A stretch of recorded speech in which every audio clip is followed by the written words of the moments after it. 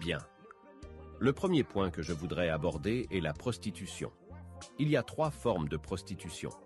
La forme normale est quand une femme loue une maison et reçoit aisément ses clients, amants ou copains, ou encore si c'est un tel qui a loué la maison pour elle et qu'elle ne reçoit que lui seul. Et souvent, elle a un enfant de lui et le présente comme son mari, mais c'est une prostituée de premier rang. C'est pareil pour ce que vous voyez dans les cités universitaires. Les plus grands centres de prostitution sont les cités universitaires. Or, dans le premier cas, tout le monde sait qu'elle est prostituée. Son péché de prostitution est comme celui qui vit de prêt à intérêt. Elle est une abomination aux yeux des hommes, mais elle ne l'est pas aux yeux de Dieu. Toute la tribu de Juda descend de Tamar, une prostituée de ce genre. Il y a aussi Rahab, et ces 2 prostituées sont des arrière-grand-mères du roi David et du Seigneur Jésus. Vous voyez?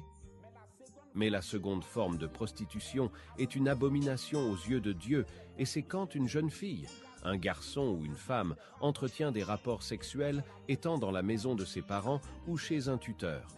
Même si c'est avec un seul homme, c'est une prostituée. Si votre enfant ou quelqu'un se prostitue, vivant chez vous, vous devez vous confesser et vous pourriez recevoir une sanction pour cela. L'Assemblée dit Amen. Dans Genèse 38, personne n'a vu Tamar avec un homme, mais quand elle devint enceinte. Voici ce qui est écrit au verset 24. Et il arriva, environ 3 mois après, qu'on informa Juda, disant, Tamar, ta belle-fille s'est prostituée, et voici, elle est même enceinte de la prostitution. Et Juda dit, faites-la sortir, et qu'elle soit brûlée. Vous voyez? Vous dites, frère Philippe, mes parents le connaissent. C'est très bien. Mais si vous avez une fois eu des rapports sexuels, alors qu'il ne vous a pas doté, alors vous êtes une prostituée et la malédiction de Dieu est sur vous.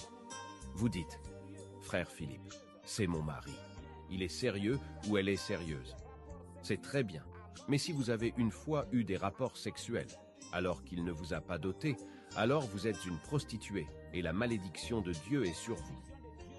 Vous êtes la cause de toutes les malédictions de Dieu sur la terre, et vous rendrez compte un jour de cela devant Dieu. Avoir des rapports sexuels avant la dot, c'est aller contre soi, contre son pays et contre Dieu. Et la terre en est remplie. Les cités universitaires sont des centres de prostitution à grande échelle. Le diable a fait de la terre son Éden et de la femme son objet de publicité. Le message de Matthieu 25,6 a fini d'être délivré. Et c'est avec la permission de Dieu que je vous fais connaître ces dernières paroles. C'est maintenant au tour de celui à qui Dieu remettra le flambeau de nous faire entrer dans le réveil des 10 vierges.